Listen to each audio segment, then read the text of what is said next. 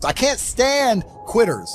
So if you're the kind of person who's going to quit because it's hard, I don't even want your energy around me, because quitters are the worst people on the planet. You can give a quitter absolutely everything and they will still fail. Quitters can have every single advantage. Quitters can have all the information. Quitters can have all the tutelage. Quitters can have a mentorship. Quitters can have someone who messages them every morning, hey bro, let's get it. And guess what they're going to do at the end?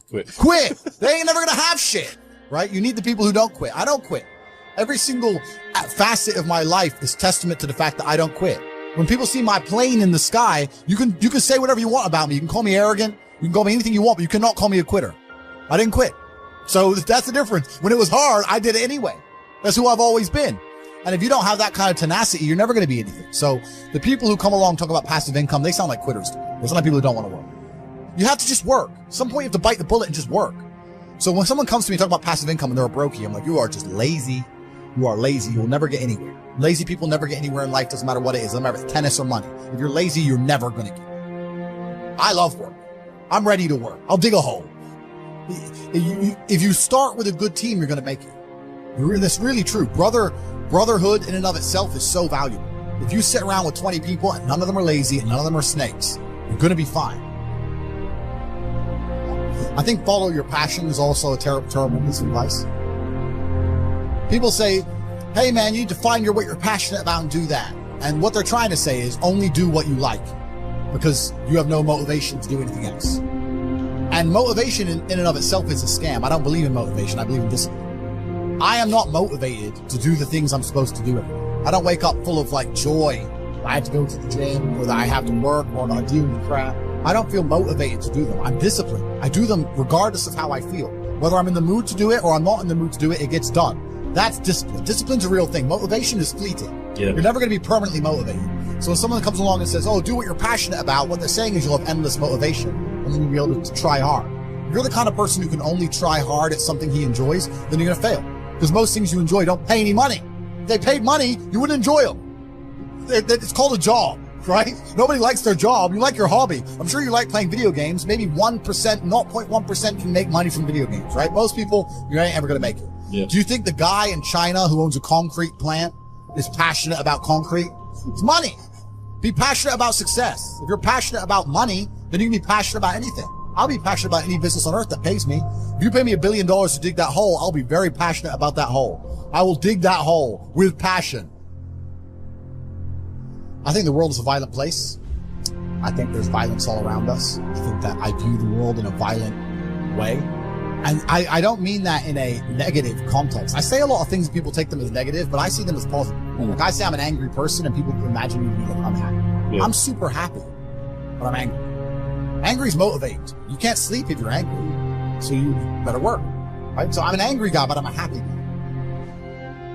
If I sit in a coffee shop, right? If I sit in Starbucks, the whole time I'm in there, not only am I thinking about how they got the money from me and how much I spent, I'm thinking about how I could outcompete them. I'd sit there and go, okay, cool. I'm in Starbucks and spent £5.68. I got a latte and I got a donut, and I'm sitting here. And that business place, that commercial property right across the street is available for lease.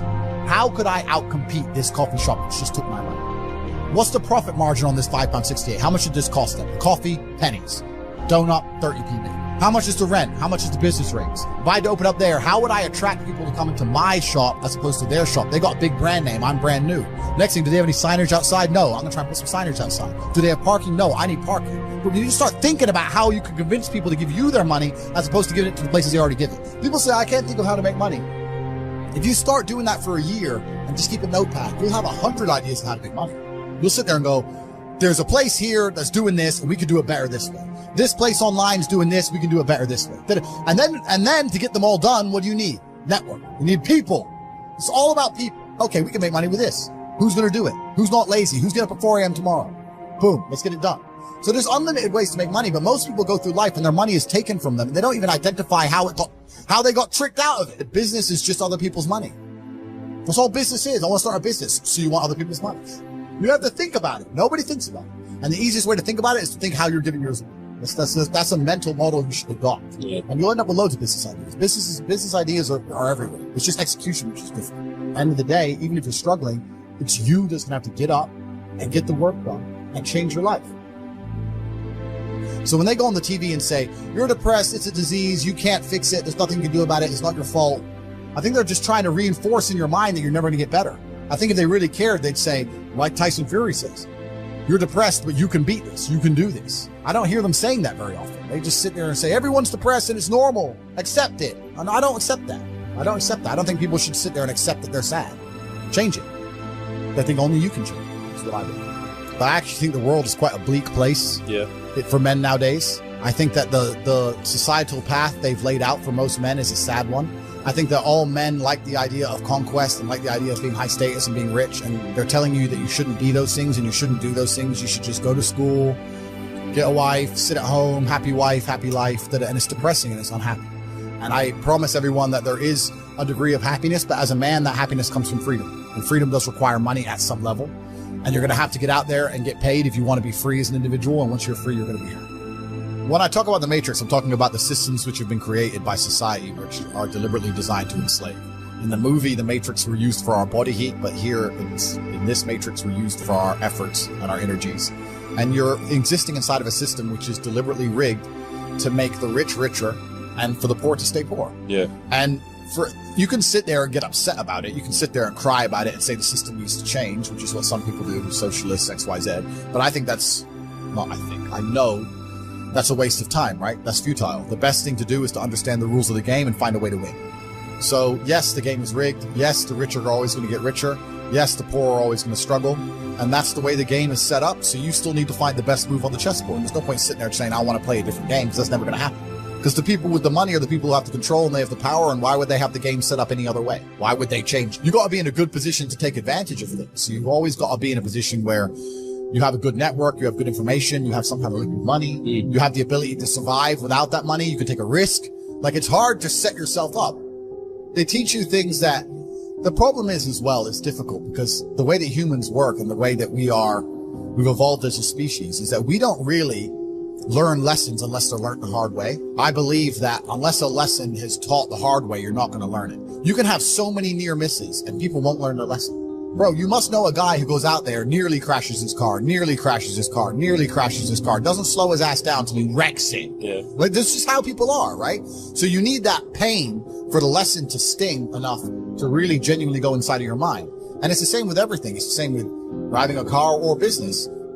Truthfully, if you want to learn a lesson about business, you're going to have to suffer at some point, right? I don't know what you've been through. I don't know how bad it hurts you. Maybe you've been through something you don't understand. Life hasn't turned out the way you'd hoped. It's painful. But I came to tell you what you are going through right now is not how your story is supposed to end. This ain't your life right here. This life you got right now, this ain't just it. You think this it? God ain't through with you. Pain is a part of life. We've all been through things that are uncomfortable. We didn't like it, but God made a way when we didn't see a way. And even though it's painful now, if you'll stay in faith, that will lead you towards your destiny. For those of you that have experienced some hardships, don't give up on your dream. Anybody can give up, but you know what that's doing? Wasting your pain. It's very easy to find a reason to quit. Quitting is a very simple habit. You do it once, you'll do it again. By the way, fighting through and winning is also a habit. Anything worthwhile takes sacrifice and time. We've all heard the saying, no pain, no gain. Every struggle is making you stronger. Every painful time, it's developing something in you that can only be developed in the tough times. That opposition, those obstacles, that's how you become stronger. We were not created to float through life on flowery beds of ease. Now quit telling yourself you can't take it. You're not weak. You are well able. I'm going to keep a good attitude, knowing that this pain is leading to my gain. The scripture says rain falls on the just and the unjust. The key is what we do in our times of pain.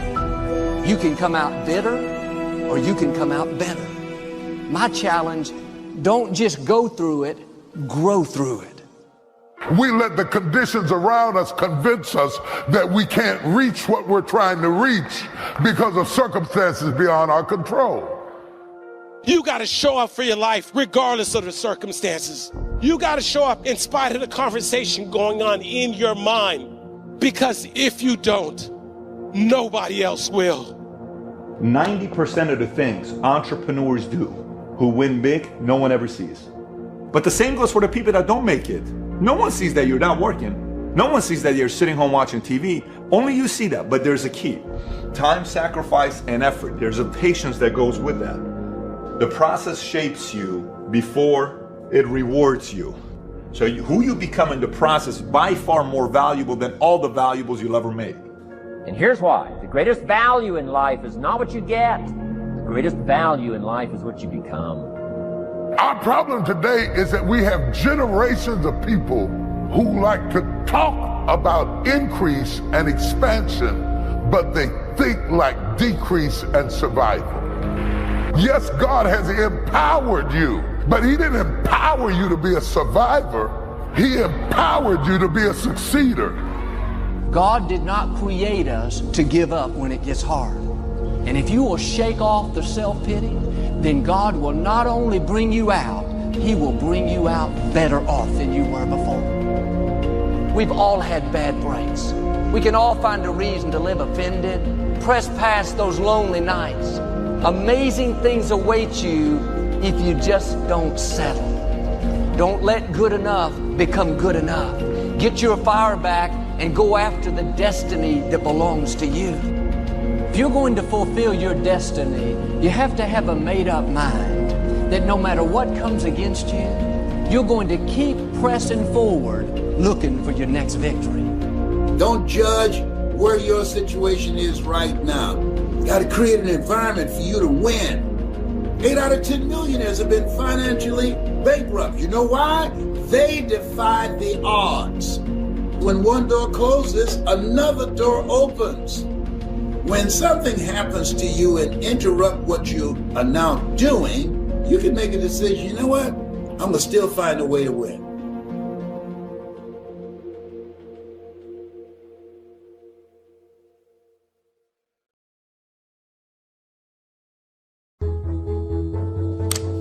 You need to live like God is always watching. You may have the opportunity to do something bad, or you may have the opportunity to steal some money or snake somebody, but in the end, you're going to pay for that, and the bill will be paid. I think if you do the right thing, in my experience, if you're a person who does the right thing, firm handshake, is on time, doesn't lie to anybody, does what he's supposed to do, is honest with a good heart, is genuinely polite to everyone he meets. If you are that person, you get very far in life. I've yet to meet people who just do all the simple things right, who completely fail at life. But I've met a lot of people who snake or steal some money and they get really rich, then they lose it all, or they get rich and end up a gambling addict or depressed or etc. So you have to just understand that God is always watching. He's going to reward you in the end. That's the first thing. And the second thing I will say is that you are the sum of the 5 people you spend the most time with, and you need to curate your reality. I think the biggest problem with young people today is that they don't curate their realities heavily enough. The people that they want to spend most time with aren't adding any value to their lives, and then they end up wondering why they don't get anywhere. When I tell people that you are the sum of the 5 people you spend the most time with, everyone agrees. They go, yeah, that's probably true. The 5 people you spend the most time with, that's what you're going to end up like. They say, yeah, that's true. And then they continue to hang around with people who they don't want to be. Why? There has to be a point. There has to be a point where you sit and go, okay, you're my friends, etc., etc. I love you guys. Yeah, we can talk, whatever. But I want a different life path. You have to leave some people behind. If you were to come hang out with me and you were in a room with me and my 5 friends, you'd feel self-conscious. You're right. You don't feel so with your friends. If you were to come hang around with me and my crew, you would be self-conscious, and that self-consciousness would motivate you, or they would certainly instill the discipline required for you to change. You don't feel self-conscious amongst your peers. That's why you don't change. If you were to get in a room and you're the only person who ain't a fucking monster, you'd want to become a monster. If you walk through life and feel like you have nothing to prove, you're a loser. If you wake up each day and go, I don't owe anybody anything, I don't have to prove anything to anybody, then you are a loser, because you are absolutely not being correct. You must prove yourself to other people. You must prove yourself to your bloodline. You must prove yourself to God. God hates the lazy. He can't stand them. If he gives you all these genetic dispositions and these natural God-given gifts, if you have 2 arms and 2 legs and you can think, and you're not trying your absolute best, that's the reason you're not lucky. He doesn't like you. He likes the people which show him the beauty of his own creation. He likes to give somebody building blocks and then to build something amazing. It's the best thing about being a man. You get to build who you are. God loves to see that. Those people, for some reason, seem to be enormously lucky, right? The person who goes, I don't have to prove anything to God. I don't owe all of my ancestors any effort. You know, for 5,000 years, people were dodging saber-toothed tigers and catching the plague and running from Genghis Khan just for my stupid ass to be born. I don't owe them anything.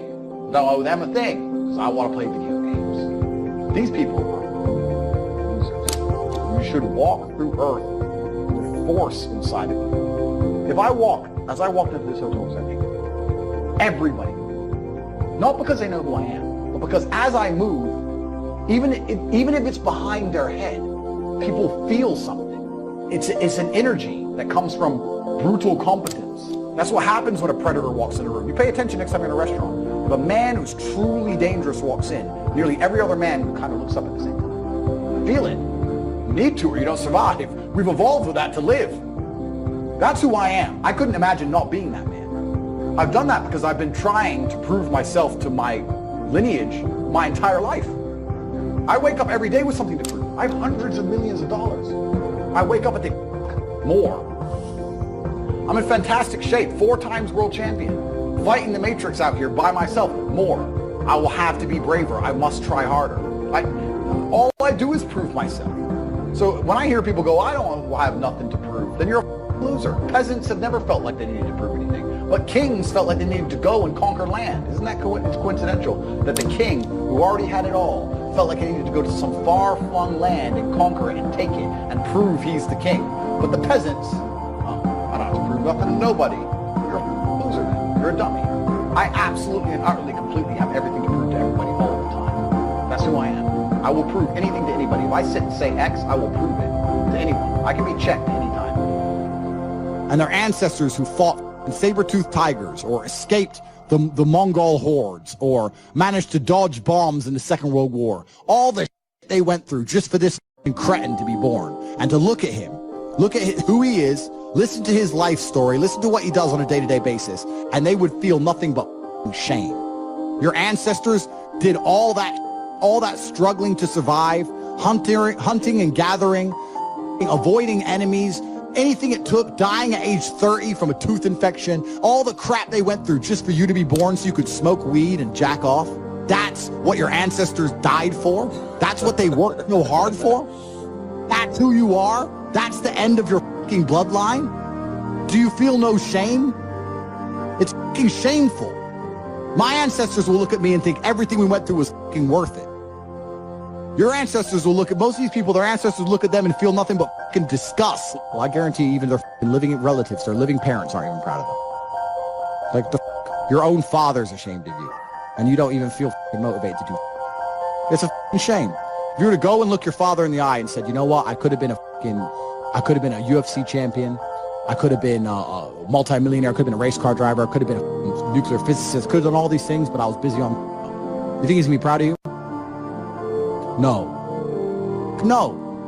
And there's men here who will deny it, right? There's men who will go, no. But those are the ones who are most lost. And they should look in the mirror, look deep in their own eyes and say, yes, I'm fucking disgusting. I can change this. That's the beauty about being a man. If you're disgusting, you can change it.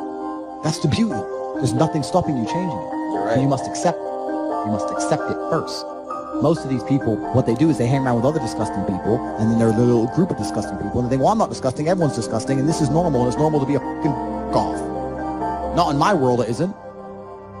It's not normal to be a fucking jerk off in my world. It's the denial that's going to hold you back the most.